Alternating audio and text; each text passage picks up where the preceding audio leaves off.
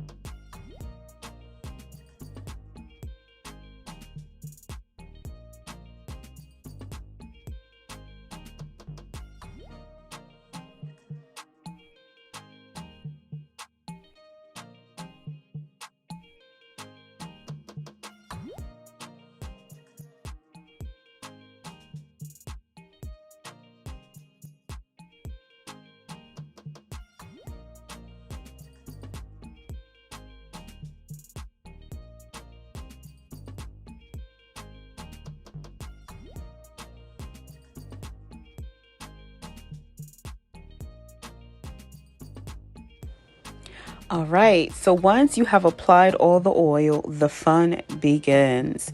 Now is the time that you will go in and actually really start to use those fingers to massage that scalp, okay? Now, first thing I want to point out is that I am massaging his scalp with his hair being dry. His hair is not wet. The only thing that we did was apply the oil to his scalp, okay? Now, when you are giving yourself a scalp massage, you can do it either on wet hair or dry hair. But when you are doing it on wet hair, you need to be super careful because when massaging your hair on wet hair, your hair is just a little bit more fragile and prone to breakage when it's wet. Okay. So that's why we are doing it on dry hair. Again, as I mentioned previously, we're going to be washing his hair, but this is the first thing that we are doing prior to his wash, just to really help stimulate his scalp. Okay. So that is why we are doing this massage on dry hair. Furthermore, as you can see, as I massage his scalp, I'm not using my nails, to like scratch at his scalp. Okay. I'm using the pads of my fingers to really, be able to cover the area of his scalp. Okay. So it's very important when you are doing this massage that you are not using your nails, because you're not trying to like scratch at the scalp, because that could be painful to the person you are giving the massage to. It's important to use the pads of your fingertips. And when you're doing it, you don't have to be rough. Okay. Please don't be rough. You don't have to be rough at all. Apply medium pressure. Okay. And you're doing it in a sense that you want it to be soothing. If you're applying too much pressure, that's going to be uncomfortable and perhaps painful to the person you are giving the massage to. But at the same time, you also don't want to be, too light-handed with it as well. Obviously, it definitely matters, how much pressure the person can take to their scalp when you're doing it. Okay. But again, just keep in mind, you want to apply medium pressure when you are doing it. Also, another important thing to keep in mind is that when you're doing it, it's important to just kind of move your hands around in a circle, move those fingers around in like a circular motions. Okay. And definitely move your hands around so that you are covering the entire head. Okay. You don't want to focus specifically only on one area. You want to promote growth in the entire head. You want to stimulate the entire head. So it's super important to just make sure that you are, moving your hands around and just covering the entire head. Okay. Some people scalp massage multiple times in a day. Some people barely do it. You can do it as frequently as you'd like, I'd say. Again, this is something that I do for my husband every now and again, just to help him with his scalp. He tends to have flaky, dry scalp. So this is why we do this, to help combat that. Okay. There are many benefits to massaging your scalp, such as, basically helping to promote growth, stimulating blood flow within your scalp. Again, if there are any flaky or, just dryness going on, to help combat that as well.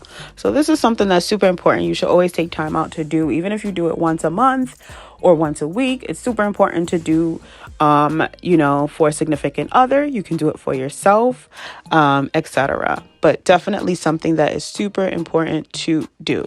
I would recommend, prior to starting the hair massage or the scalp massage, make sure your hands are clean when you are doing it.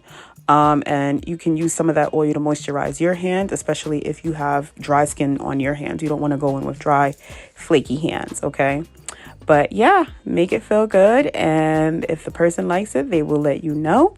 If not, they will also let you know. But otherwise, go on ahead and do that scalp massage.